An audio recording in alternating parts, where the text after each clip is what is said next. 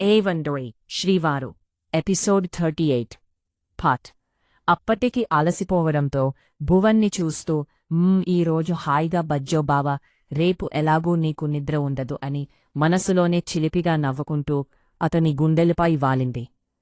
మరుసటి రోజు ఉదయాన్నే మెలుకు వచ్చి కళ్ళు తెరిచి చూసిన అంజలికి తనని గట్టిగా కౌగలించుకుని హాయిగా బజ్జున తన పతిదేవుడిని చూసి చిన్నగా నవ్వుకుని ఆమె చుట్టూ ఉన్న అతని చేతిని తీసి బెడ్ పైనుంచి లేచి బాత్రూంలోకి దూరింది.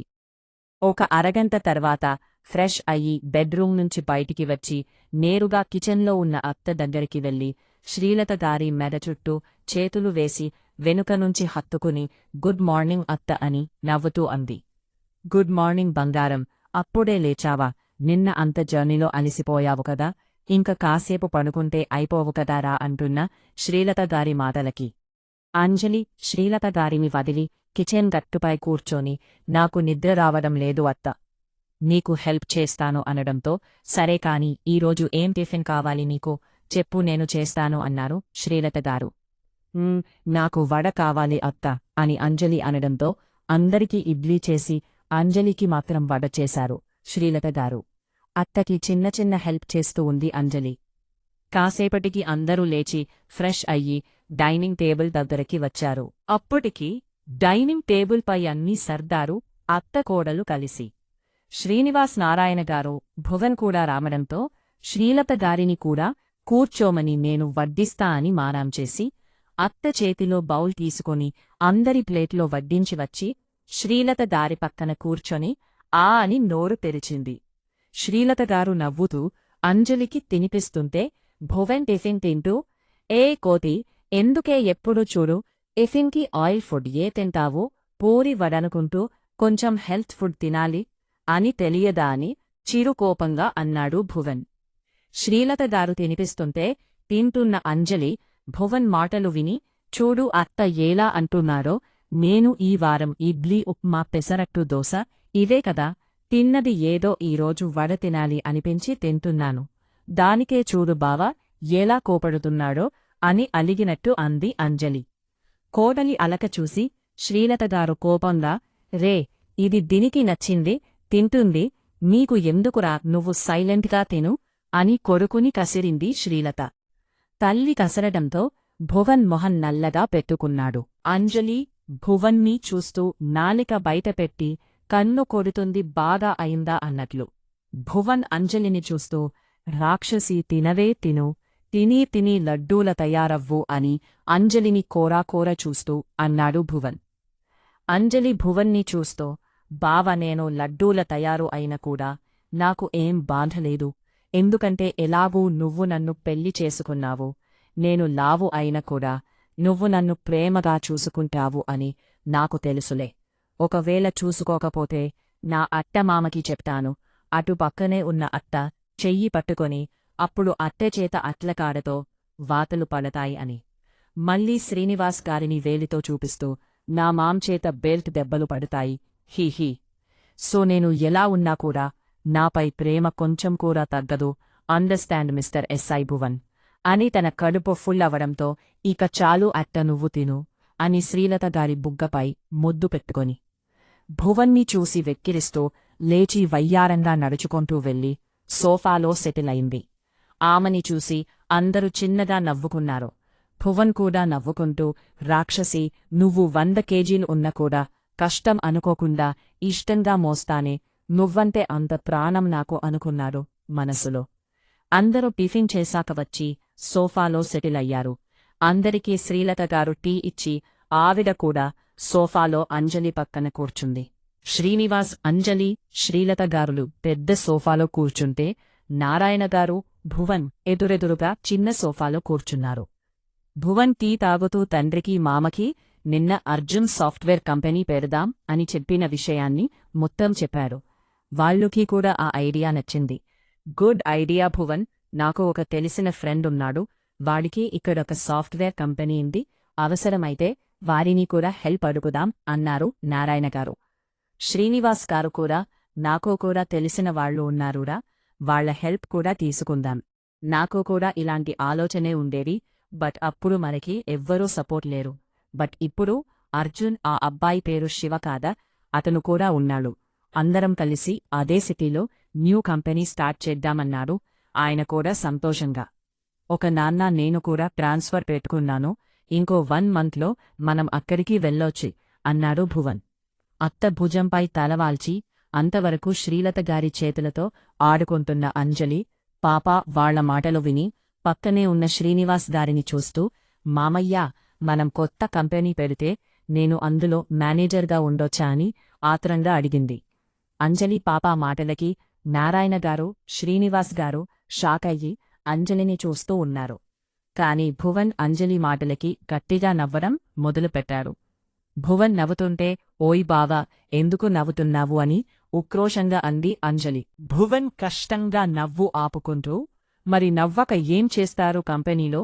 మేనేజర్ నువ్వు మేనేజర్ కాదు కదా, కంపెనీ గేటు దగ్గర సెక్యూరిటీగా కూడా పనికిరావు అని భువన్ నవ్వుతూ అనడంతో, యూ ఇడియట్ అంటూ అంజలి కోపంగా సోఫాలో ఉన్న పిల్లో తీసి భువన్ వైపు విసిరింది. భువన్ నవ్వుతూ పిల్లోని క్యాచ్ పట్టుకున్నాడు. శ్రీలతగారు భువన్ని చూస్తూ, ఏంట్రా అలా అంటావ్? నా బంగారానికి ఏం తక్కువ? అది తలుచుకుంటే పెద్ద పెద్ద కంపెనీలో జాబ్ వస్తుంది అంటూ అంజలిని కౌగిలించుకుంది. అంజలి అవును అత్తా, నా టాలెంట్ కొందరికి తెలియదులే, వదిలే అంటూ భువన్ని చూస్తూ మూతి తిప్పింది. ఏంటే టాలెంట్? ఏం టాలెంట్? అమ్మ చేసింది బొజ్జ నిండా తినడం, అది అరగే వరకు ఫ్రెండ్స్తో షికారు చెయ్యడం, ఫోన్లో గేమ్స్ ఆడటం, మళ్ళీ తిని గుర్రుపెట్టి నిద్రపోవడం, అదేగా నీ టాలెంటు అని వెటకారంగా అన్నాడు భువన్. అంజలి మొహం మజ్జిచూడు మామయ్య బావ్ ఎలా అంటున్నాడో అని శ్రీనివాస్ గారిని చూస్తూ అలిగినట్టు మొహం పెట్టింది అంజలి. వాడిపోయిన కోడలి మొహం చూసి, రేయ్ భువన్, ఎందుకురా నా బంగారాన్ని ఏడిపిస్తున్నావు అన్నారు శ్రీనివాస్ గారు. మీరు దాన్ని ఎలా గారాబం చేసి చెడ్డగొట్టారు అయినా ఏంటే ఒత్తేగా అలుగుతున్నావు? నేను చెప్పిన దాంట్లో తప్పు ఏముంది? 10th లో 60% కూడా రాలేదు. పోని ఇంటర్లో ఎంపీసీ తీసుకోవే అంటే నేను బైపీసీ తీసుకుంటా అన్నావు. పోనీ అది సరిగ్గా చదివా అంటే చదవకుంటే కనీసం రికార్డ్స్ కూడా నువ్వు రాయలేదు కదే, నాతోనే రాయించావు. అలా ఇంటర్లో కూడా బోర్డర్ పాసే, మళ్ళీ డిగ్రీ తీసుకొని అది కూడా బోర్డర్ పాసే అయ్యి 2 సంవత్సరాల నుంచి హ్యాపీగా అమ్మ చేసింది తింటూ ఫ్రెండ్స్తో షికార్లు చేస్తూ ఉన్నావు. మళ్ళీ నీ చదువుకు మేనేజర్ జాబటాని వెక్కిరించాడు భువన్. చెప్పేది ఏది పట్టించుకోకుండా, మామయ్య, నువ్వు ఆఫీస్ నుంచి వచ్చే అప్పుడు చాక్లెట్ కేక్ తీసుకొని రావా అని శ్రీనివాస్ గారిని చూస్తూ గారంగా అడిగింది. శ్రీనివాస్ గారు అంజలి తల నిమురుతూ, సరే బంగారం తెస్తాను అన్నాడు నవ్వుతూ. అల్లుడు అడిగినా దానికి కూతురి దగ్గర సమాధానం లేక కూతురు టాపిక్ డైవర్ట్ చేస్తుంది అని అర్థమైన నారాయణగారు చిన్నగా నవ్వుకున్నారు. భువన్ అంజలిని చూస్తూ, నువ్వు మరవే, నాకు డ్యూటీకి టైం అవుతుంది, నేను వెళ్తున్నాను అమ్మబాయ్ అని అందరికీ చెప్పి బయటికి వెళ్లి బైక్ తీస్తుంటే అంజలి పరుగున బయటికి వచ్చి బావాగో అని ప్రేమగా పిలిచింది. అంజలి పిలుపుకు భువన్ బైక్ ఆఫ్ చేసి, ఏంటే కోతి, ఎప్పుడు లేనిది అంత తీయగా పిలిచావు, ఏం కావాలి ఏంటి అంటున్న భువన్ దగ్గరికి వచ్చి భువన్ మొహం పట్టుకొని అతని బుగ్గపై ప్రేమగా కిస్ చేసి అతని కళ్ళలోకి చూస్తూ, బావ్, ఈరోజు తొందరగా వచ్చేయి, నీకోసం వెయిట్ చేస్తూ ఉంటాను, జాగ్రత్తగా వెళ్ళు అని చెప్పి ఫాస్ట్గా ఇంట్లోకి తుర్రుమంది అంజలి. అంజలి ఇచ్చిన ముద్దుకి భువన్ బాబుకి కరెంట్ షాక్ కొట్టినట్టు అయింది. ఎప్పుడు తానే అంజలిని ముద్దు పెట్టుకునేవాడు, అది కూడా బుగ్గపై లేదా నుదిటిపై, అంతేకాని ఎప్పుడూ అంజలి తనకి ముద్దు పెట్టలేదు. ఇదే మొదటిసారి భువన్కి అంజలి పెట్టిన ముద్దుకి గాల్లో తేలినట్టు అనిపిస్తుంటే, గాల్లో తేలినట్టుందే, గుండె పేలినట్టుంది, తేనెపట్టుమీద రాయి పట్టి కొట్టినట్టుందే అనుకుంటూ పాటని హమ్ చేసుకుంటూ స్టేషన్కి వెళ్ళిపోయాడు భువన్. ఇటు శ్రీనివాస్ గారు కూడా ఆఫీస్కి వెళ్ళిపోయాడు. నారాయణగారు తన ఫ్రెండ్ని కంపెనీ గురించి అడగటానికి వెళ్ళాడు. శ్రీలత గారితో కాసేపు మాట్లాడి, అత్త మనం మార్కెట్కి వెళ్దామా అని అడిగింది అంజలి. శ్రీలతగారు, నువ్వు వెళ్ళు బంగారం, నేను నువ్వు వచ్చే వరకు లంచ్ ప్రిపేర్ చేస్తా అనడంతో, ఓకే అత్త జాగ్రత్త అని అత్తకి జాగ్రత్తలు చెప్పి తన స్కూటీ తీసుకొని మార్కెట్కి వెళ్ళి శ్రీలత గారి చెప్పిన కొన్ని వెజిటబుల్స్ గ్రోసరీస్ తీసుకొని అలాగే నైట్కి తనకి కావలసినవి తీసుకొని ఇంటికి వచ్చి శ్రీలత గారికి వెజిటబుల్స్ బ్యాగ్ ఇచ్చి తన కోసం తెచ్చుకున్న కవర్ని తీసుకొని బెడ్రూంలోకి వెళ్తుంటే శ్రీలత గారు ఆ కవర్ని చూసి బంగారం ఏంటే ఆ కవర్లో అని అడిగింది శ్రీలత. అత్త అడిగిన ప్రశ్నకి సిగ్గుపడుతూ నీకు మనమరలిని ఇవ్వడానికి ప్లాన్ చేస్తున్న అత్త అని చెప్పి సిగ్గుతో బెడ్రూంలోకి పరుగులు పెట్టింది అంజలి. శ్రీలత గారి మొహం 5 వోల్ట్ బల్బులా వెలిగింది. తనకి తెలుసు కొడుకు కోడలికి ఫస్ట్ నైట్ జరగలేదు అని అంజలి చెప్పింది. భువన్ తనని దూరం పెడుతున్నాడు అని కూడా చెప్పింది. అప్పుడే శ్రీలత గారు కూడా సైలెంట్ అయ్యారు. కాని ఇప్పుడు తన కోడలు ఈరోజు ఏదో ప్లాన్ చేసింది అని, ఈరోజు ఖచ్చితంగా భువన్ అలాగే అంజలి ఒకటి అవుతారు అని శ్రీలత గారికి కూడా అనిపిస్తుంటే ఫుల్ ఖుషీ అయ్యింది శ్రీలత. ఇటు అర్జున్ శివ ఈరోజు కొంచెం తొందరగానే ఆఫీస్కి వెళ్లారు. అర్జున్ తన ఆఫీస్ వర్క్ మొత్తం పూర్తి చేసుకుని పల్లవిని బుజ్జగించడానికే తన ఊరికి వెళ్ళాలి. అలాగే తనతో సెకండ్ హనీమూన్ కూడా ప్లాన్ చేశాడు అర్జున్. ఈ వారంలో వర్క్ కంప్లీట్ చేసుకుని కనీసం 17 రోజులైనా పల్లవితో టైం స్పెండ్ చేయాలి అనుకున్నాడు. అందుకే day and night work finish అవ్వాయమని చాలా కష్టపడుతున్నాడు. పల్లవితో మాట్లాడే టైం కూడా దొరకడం లేదు అర్జున్కి. శివు కూడా కొన్ని రోజులు శివని బాబుని రంగనాథ గారిని తీసుకొని అర్జున్ వాళ్ళ ఊరికి వెళ్ళాలి అని అనుకుంటున్నాడు. ఇంతవరకు అర్జున్ వాళ్ళ ఊరికి వెళ్లేదు. శివనికి కూడా ఎవ్వరూ లేరు. ఇంతవరకు వాళ్ళు ఎక్కడికి వెళ్లేదో బట్ ఫస్ట్ టైం అర్జున్ వల్ల ఊరికి వెళ్తున్నారు అని శివని కూడా ఎక్సైటింగ్గా ఉంది. ఆమె సంతోషం కోసమైనా శివ కష్టమైన కూడా ఈ వారంలో అన్ని వర్క్ ఫినిష్ చేసుకొని అందరూ కలిసి ఊరికి వెళ్ళాలి అనుకుంటున్నారు. అందుకే ఇద్దరు కలిసి మార్నింగ్ ఆఫీస్కి వెళ్లి అర్ధరాత్రి ఇంటికి వస్తున్నారు. ఇది ఏం తెలియని పల్లు పాప అర్జున్ని తిట్టుకుంటూ ఉంది. అసలు ఫోన్ చెయ్యడం లేదు అని అర్జున్పై కోపం ఇంకా పెంచుకుంటూ. ఆ రోజు ఉదయాన్నే లేచిన ఫ్రెష్ అయ్యి పూజ చేసిన పల్లవి పాప ఇటు అమ్మకి అటు అత్తకి పనిలో హెల్ప్ చేసి పని మొత్తమైపోయాక టిఫిన్ తిని కవితగారి ఫోన్ తీసుకొని తన బెడ్రూంలోకి దూరింది. అప్పటికి ప్రభాకర్ గారు సుధాకర్ గారు పనికి వెళ్ళిపోయారు. కవితగారు సుధాగారితో ముచ్చట్లు చెప్పటానికి అర్జున్ వల్ల ఇంటికి వెళ్ళింది. పల్లవి తన ఫోన్ తీసి శివనికి ఈరోజు ఉదయాన్నే చేసిన మెసేజ్ చూస్తుంది. శివానికి వాట్సాప్లో అందరూ తిన్నారా అని ఇండైరెక్ట్గా అర్జున్ తిన్నాడా అని అడిగింది. శివాని థమ్సప్ సింబల్ సెండ్ చేసింది అందరూ తిన్నారు అన్నట్టు.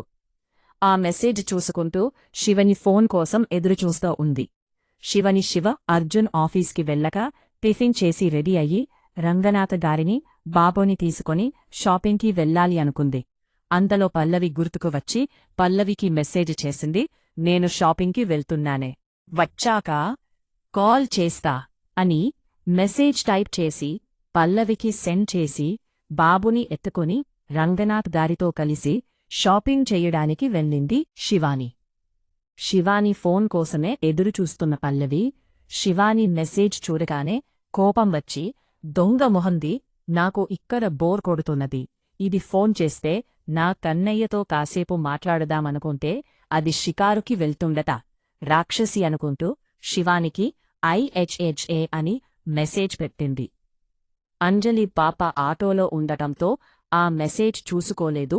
పల్లవికి ఏం చెయ్యాలో అర్థం కాక అప్పుడే అంజలి గుర్తుకు రావటంతో అంజలికి కాల్ చేసింది.